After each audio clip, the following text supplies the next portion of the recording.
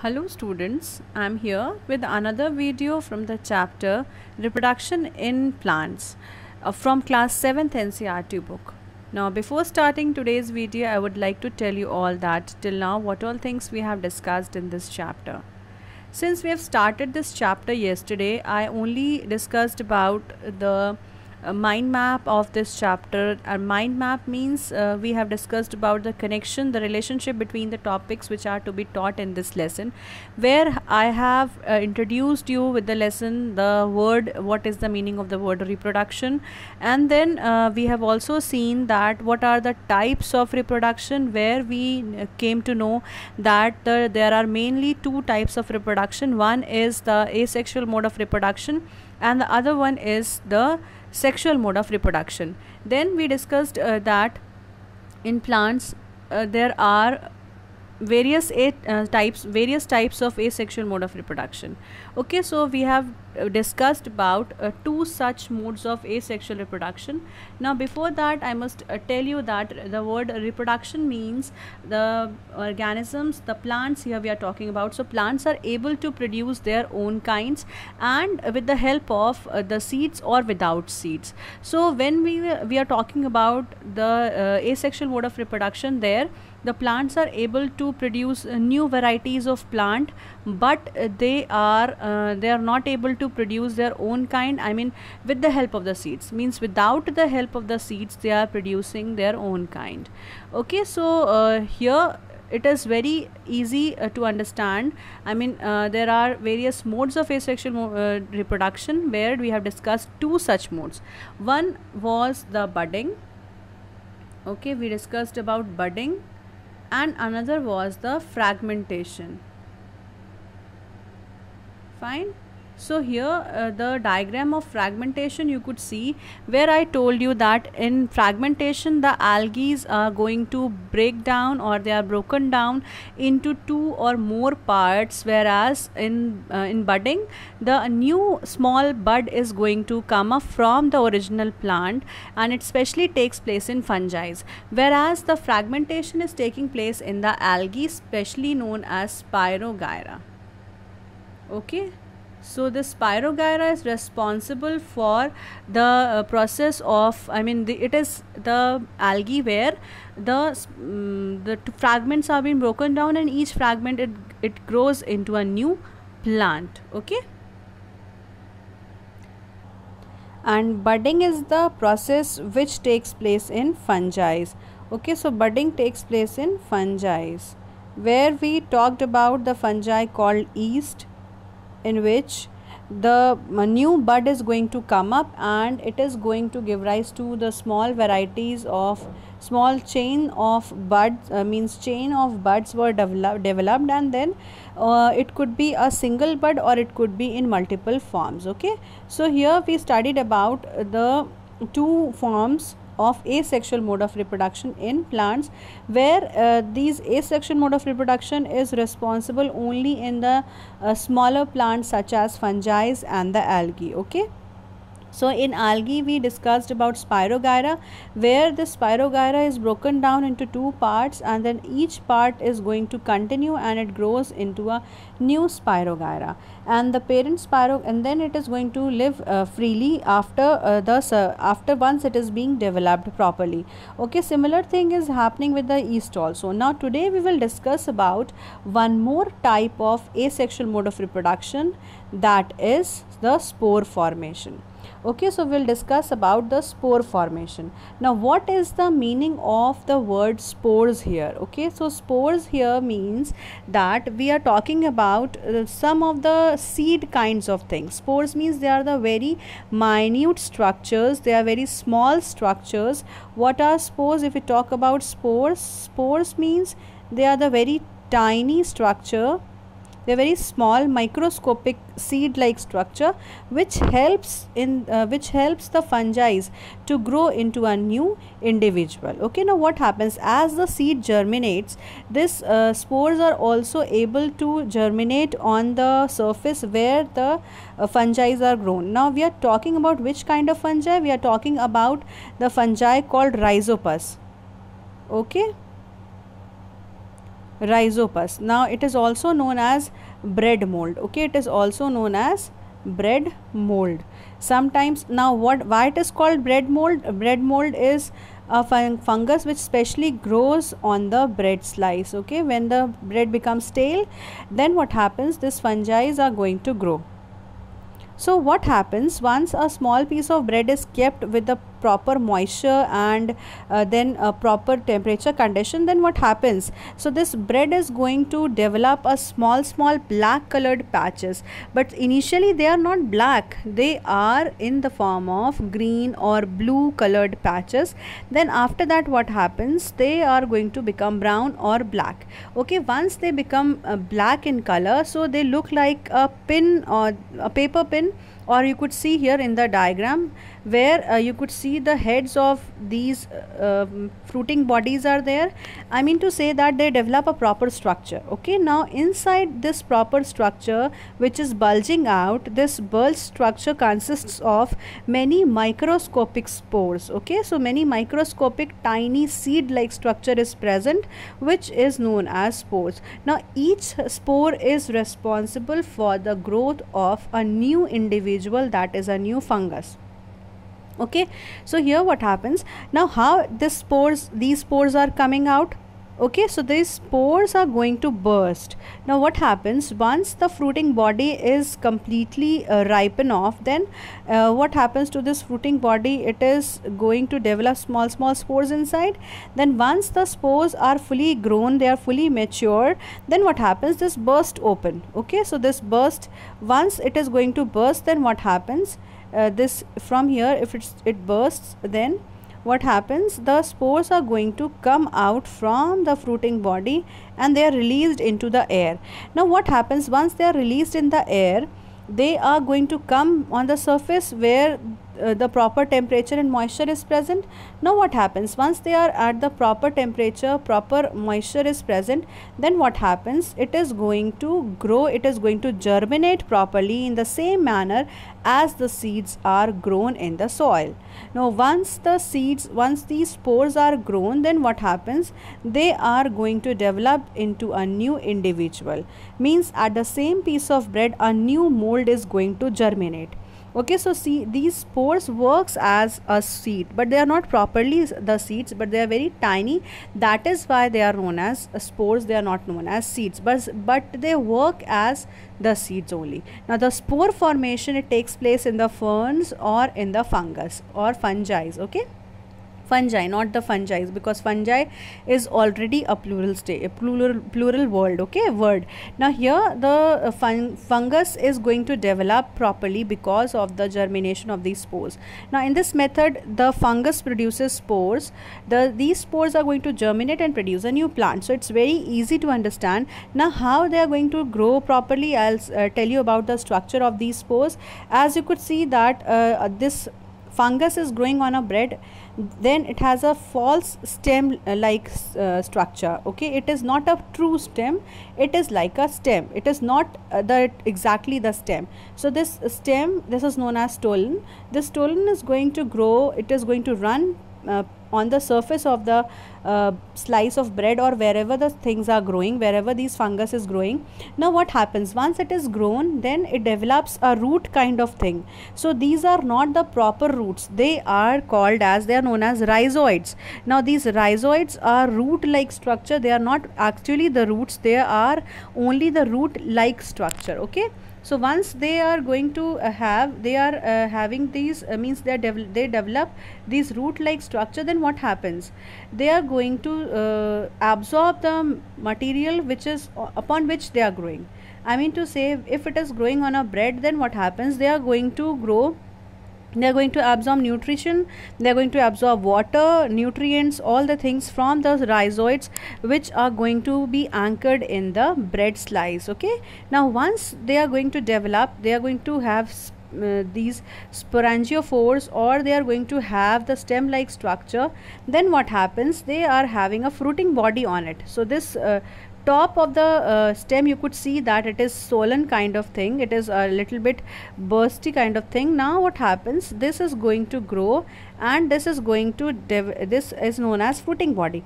inside each fruiting body you will see that the small microscopic tiny structures are present. Now these tiny structures are known as the spores, and these spores are responsible, these see this tiny the fruiting body is having the spores inside them, it is full of spores, that is why it looks black. Okay, sometimes after some time what you will see, when you will see the bread, it looks black in its nature, means it looks black in its color.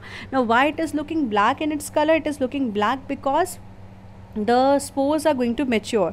Now it is ready for the bursting condition. Now once the spores are going to burst, they are ready to germinate, they are going to work as the seeds. Okay, now once it bursts open, the sporangium bursts open, so the spores fly in the air. Once they fly in the air, they are ready to settle down on the another surface. Once they settle down on the other surface, they germinate. Okay, they germinate. Now once they germinate, they are going to again grow like a full complete fungus. So they grow in full complete fungi. Okay, now once they are growing, again the same structure will happen, same thing is going to be repeated. They are going to produce spores, and each spore is capable of producing a new individual, which is known as, this process is known as the spore formation, and it only takes place in the fungi. It is the peculiar property, or you could say that it is the feature of the fungus, where the bread mold is the most common one, where the example of this rhizoids, this rhizopus is only given in your NCERT book, where the bread mold or rhizopus is going to germinate with the help of the spore formation. Okay, now next we move on to the slide which is showing you the structure of the spores. What are these? So these spores are specially asexual reproductive structures which are covered with a hard protective coat. Okay, so the diagram is not very properly given, but I must tell you that this is going to show, this is just like a small structure which has a covering on it, and inside this it has the small seed like structure which is present, and this is known as the spores. Okay, now this spore is consisting of the protective coating, because this is going to withstand in the unfavorable condition. Now what is the meaning of unfavorable condition? Spores are the microscopic structures which could remain alive for a long time when the unfavorable conditions are there, means when the conditions are not like for the germination, such as very high temperature is there. If protective covering is not there, then it is going to die because of high temperature, or sometimes the temperature is lower. Now when high temperature and low temperature is there, the plants, these spores are not able to germinate, they are not able to grow properly. As you could see that in the some of the vegetables, some of the fruits, they only come in the summer season, or they only come in the winter season. What if they could, why they could not come in all the seasons? Because they are not able to grow. Okay, similarly, if suppose that it is the season of mangoes, so mangoes are only available during the summer season, it is not available during the winter season. Okay, so we could say why it is not available? It is not available because they cannot grow, the conditions are not favorable. Okay, so whenever the favorable condition comes, then only they are able to grow properly. Now what happens, the temperature, when the temperature is very high or very low, then this spore cannot be, these spores are not able to germinate properly. Okay, now once they are not able to germinate properly, then what happens? They are going to live like that, they will live in the same manner when till the time the favorable condition comes. Now once the favorable condition comes, then what happens? This is going to grow properly, and this is going to help in giving rise to a new plant. It also helps in the germination. Okay, now once the favorable condition comes, they develop into a new individual. Fine. Now the spores can float over air, they could cover long distance, they can even float on water also. So because of which they could be moved on to a long distance. So these are the properties of spore. Okay, so these are the properties of spore, where these spores could easily transport from one place to another place because of this protective covering, because of the protective layer which is going to help to withstand in the unfavorable condition. Now here the picture which is drawn in this slide is of the fern. So this is the fern. Okay, fern is an ornamental plant. Ornamental plant means it is the plant, it is just a show plant. We plant this fern in our houses, it looks beautiful, that is why we plant this. Now if you see the decorations of nowadays, means if you could see the decorations of the places when some functions are organized, then you could see that fern petals are used, means these fern leaves are used, not the petals. So these leaves are used for the decoration purpose. Now if you just turn upside down, you will see that this fern is full of spores. As you could see here also, the brown colored structure could be seen on the leaves, as you could see here on the leaves. Then what happens, so it is full of brown colored structure, brown colored small seed like structure which you could see here. These are the spores. Okay, these are the spores. Now these spores are able to germinate. Now how they are going to germinate? They are going to they are going to shed off from the leaves, and once they are shed off, they are ready to germinate and form a new fern plant. Okay, so this is how the ferns are going to germinate into a new structure, and the spores are helpful in the formation of a new germination of a new plant, new fungi or new fern and mosses. Okay, so all these are the types of lower plant where the condition is that spore is going to form, and then they are going to give rise to a new individual new plant. Okay, now I move on to the next slide, that is showing you the this is the true picture of the bread mold. Okay, so here is a true picture of the bread mold, as you could see here, and this is the picture of the fern. Okay, where the leaves are showing you the spores which are brown in color. As you could see here, they are brown colored spores and they are ready to germinate. Okay, now here it is looking, this is a pin mold, or this is also known as the bread mold, or simply it is known as rhizopus or mold. Okay, so this mold is, this is known as mold. So this mold is able to germinate, it is ready to germinate. Why? Because you could see that it is already brown in color, it is black in color, and now the spores are ready to burst off. Once they are bursting off, then what happens? It is going to give rise to a new plant. Okay, so that is why these bread mold as well as the ferns, they are responsible for the development of the new structure. Now once they are developed into a new structure, they could give rise to a new plant. Okay, so these spore formation, this is how the spores are going to work properly. These spores are going to germinate and they are going to give rise in the a new individual, but they are not actually the seeds. That is why this type of reproduction is known as asexual mode of reproduction. Please remember. Okay, so these spores are all, spore formation is also a type of asexual mode of reproduction, where they are the actually not the seeds, but they work as a seed as they are going to germinate and give rise to a new plant. Okay, so these two pictures make you very clear that what are spores and how do they look like. Okay, now I will move on to the next part of the video, that is telling you about one more type of asexual mode of reproduction, which is very common nowadays. I mean, it is very common nowadays. How it is very common? Because see, these were the natural ways by which the plants were germinating, the plants were growing, because of the absence of the seeds. Now are only the seeds responsible for the growth of the plant? Is it so?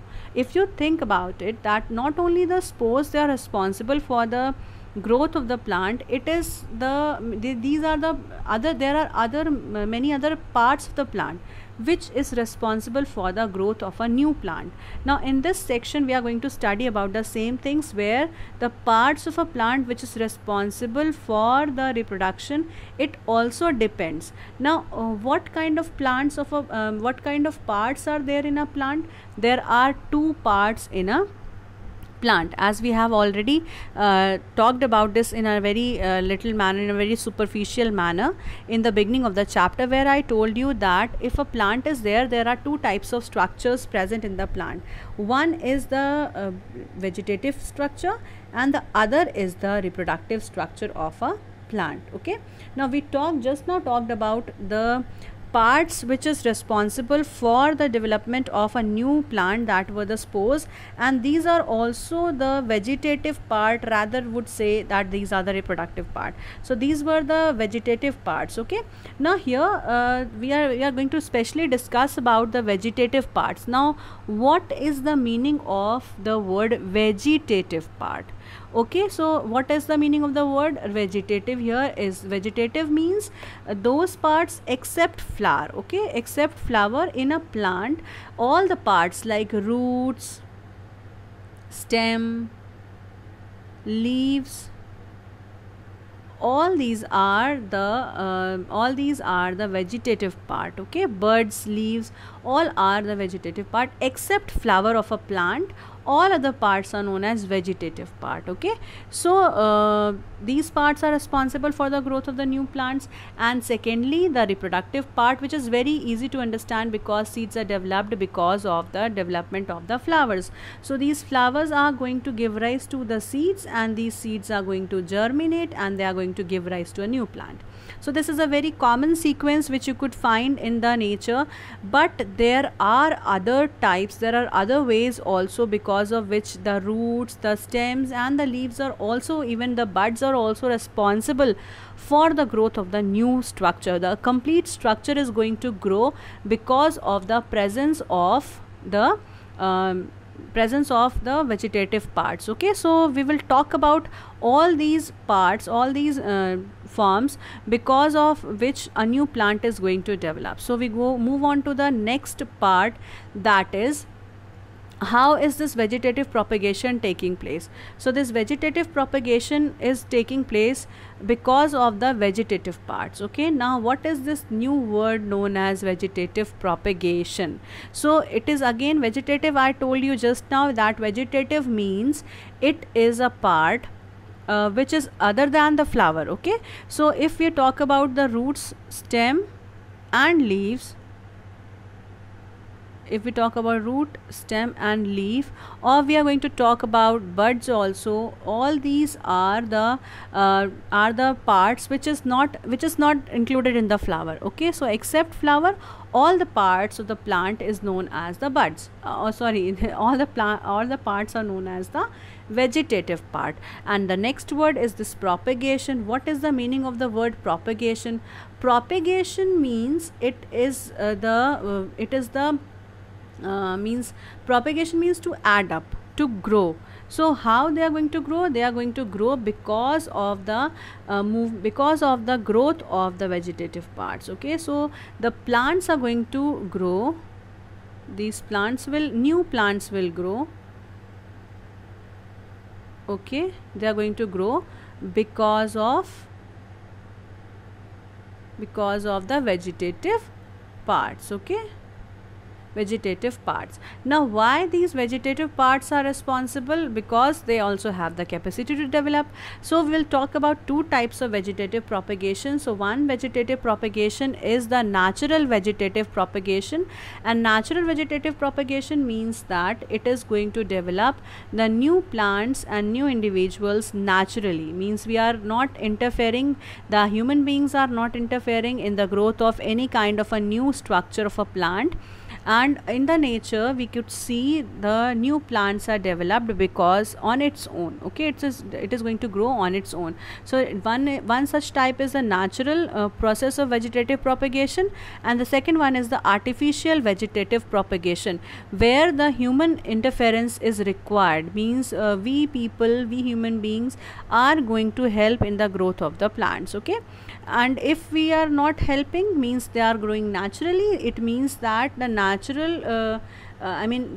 growth is taking place of the plants, then it is known as the natural vegetative propagation. Okay, So this if it is taking place in nature, so it takes place in nature because of the potato, in ginger, and even in onion, in garlic. All these are the vegetative propagation because of which the new plants is germinating.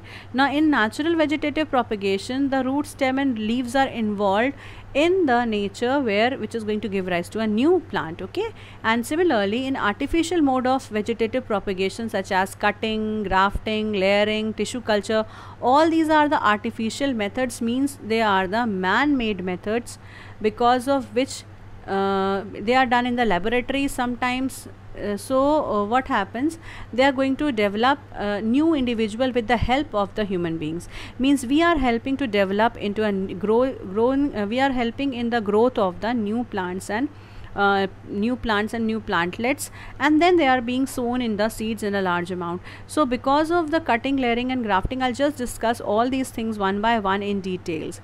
Now we move on to the next slide. I must show you the picture which is showing you the artificial as well as the natural way by which the plants are growing with the help of this vegetative mode of reproduction. Okay, so how is this growing? Vegetative mode of reproduction is grown in a very natural way. As you could see, the stem cutting of rose is there. Okay, so this is again artificial mode of reproduction.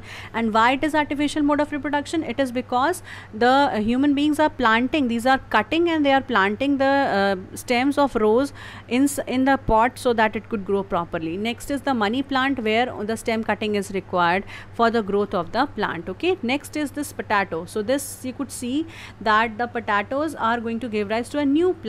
Okay, so this is a very easy, this is a very good manner by which you could see that the plants could show you these potatoes are going to give rise to a new plants with the help of a structure called eye. Okay, so potato has an eye which helps in the development of a new structure, new plant. Okay, next, ginger also helps in the growth of the new plants. Next is the bryophyllum leaf. So this is one of the most wonderful leaves you would have ever seen, and this is very means it is very adventurous to watch, to see the leaves is giving rise to a new plant. How it is going to give rise to a new plant, I'll just tell you one by one. Okay, next, cactus is also a type of a plant which is going to give rise to a new plant from its stem only. Okay, so all these are the ways by which, some of them are natural ways. So this potato eye is going to give rise to a natural, it is a natural way. Ginger plant is going to give rise to a new way, new plant. It is also a natural way. Similarly, this bryophyllum leaf is also giving rise to a new plant. This is also a natural way. Okay, so all these are taking place in the natural environment on its own. That is why it is known as the natural vegetative propagation. And please remember, what is the meaning of the word vegetative propagation? So vegetative means the parts other than the flower. These are known as the vegetative parts. Okay, now the stem, the roots, the leaves, all are responsible for the growth of the plant. So and growing in a large number is known as propagation. Okay, so propagation means to increase in number.